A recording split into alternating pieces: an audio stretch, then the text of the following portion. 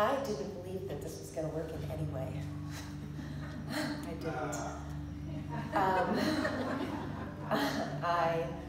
I even managed to get myself really sick before I came here so that I would have reason not to come.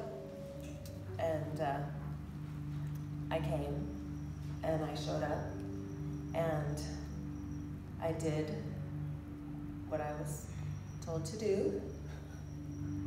I fought it a lot the first day. I felt lost and confused, and I've known that I was here to write since I was 5, and I've been playing with it ever since. And I even knew what this was going to be about, but I didn't know exactly how it was going to come together, and I didn't believe it was going to come together.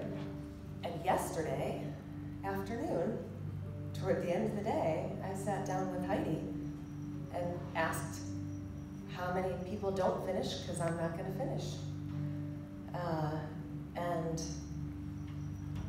And then I finished, too. And I'm still kind of stunned. And I feel deeply grateful and happy and rewarded. And I also feel like you seeing me for who I am helps me to own who I am. And I will be forever grateful for the gifts of this weekend. Thank you.